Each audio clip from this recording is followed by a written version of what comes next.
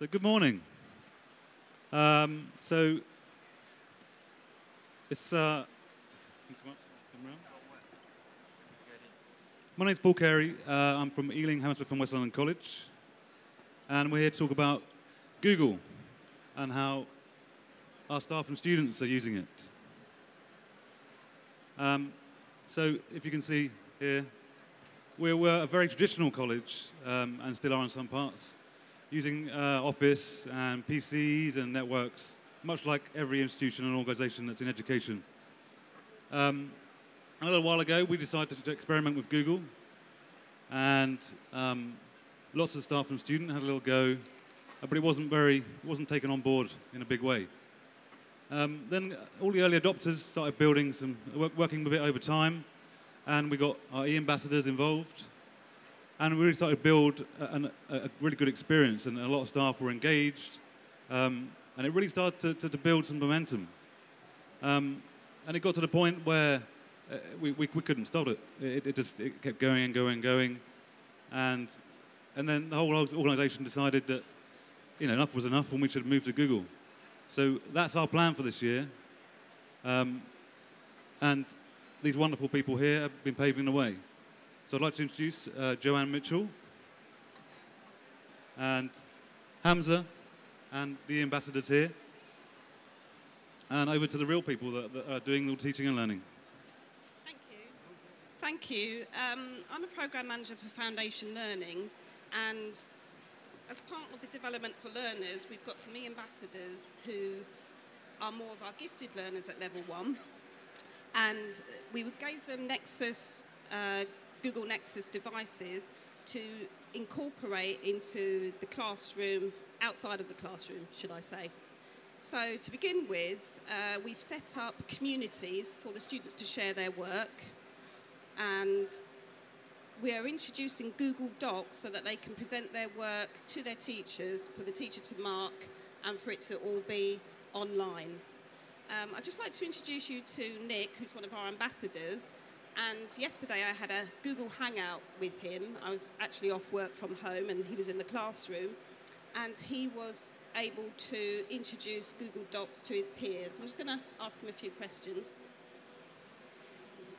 Thanks. So how have you found using Google Docs as part of, presenting your work to your teacher? It's pretty easy. It's helpful for the teachers as well, so we don't have to write everything on paper. We can share it quite easily, the Google documents. And she can post comments if we have any mistakes or we need improving on our work. Brilliant, thank you. Toby was an ambassador who, for us, created this presentation so that we can share it with learners so they can get a hang of how Google Circles is working for us. Hi everyone, I will show you how circles and community works. First, circles, very easy, nothing hard about them. Everything that is in here are your friends or followers, as you call following, yeah. And this is your circles. You can create circle, you can edit the existing by clicking on it and see options over there. If you don't have friends, you can click here, new person, you have friends. And that's it for the circles. Nothing hard, really. And the communities now. These communities that I made, actually. When you see a lock on the community, then that means it's a private. You have to send an invitation to join. If you don't have it, then you won't be able to join. Discover communities these are for everyone. Everyone can join in. No restrictions. You can create community, of course, but yes, you can create it. Here, you have options here, settings. You can. Thank you. Toby actually created this for us. Toby, can I just ask you, are you using Google Circles in the classroom? Yes, I do. I do use them. I found it very easy and useful. In Circus, you can actually gather your friends. You can sort them. As you can see, as you could see, there was a circus. Each circus is for each category. It's very easy, very useful, and it's enjoyable. Thank you. I've got Renzel here, who's another ambassador for us. And as part of the ELSIS project, we've been asked to create electronic resources. So Renzel here was able to create a maths resource for us, and he's just going to talk a bit about it.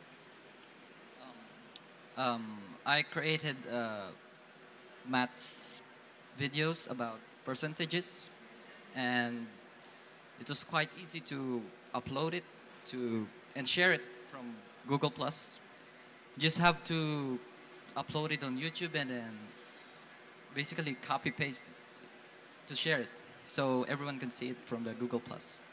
Very easy. Thank you. I'm just going to introduce Hamza, who's actually a maths teacher within Foundation Learning, and he's got quite heavily involved in using Google Communities to share resources with his learners. Hi. This is really good. Really, really, really good. My aim as a maths teacher is to be paperless, to get rid of the books, the papers, because everything really already exists on Google. You can do all your research, the learner's work can be submitted to you, you mark it, you resubmit it to them, give them feedback. It's really, really good.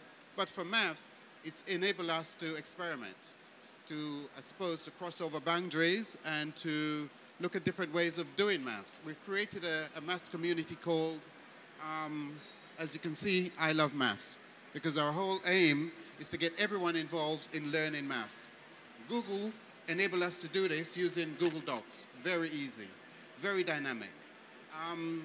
We're in the process of experimenting. In the next few years, we want to be paperless. We want to have most of our learners working online, sharing, exchanging. It's very exciting. Yeah? Is there any questions anybody has? Do you still have to use Microsoft packages like Word, Excel, or is Google adequate for all your needs? No, because Google actually led us to do it on the Google Docs. And you have presentations, you have options over there, so you don't have to use the Microsoft packages.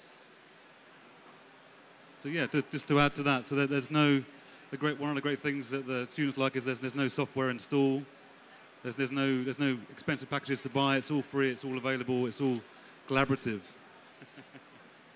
Okay, well, thanks for listening. Yeah, goodbye. Thank you very much.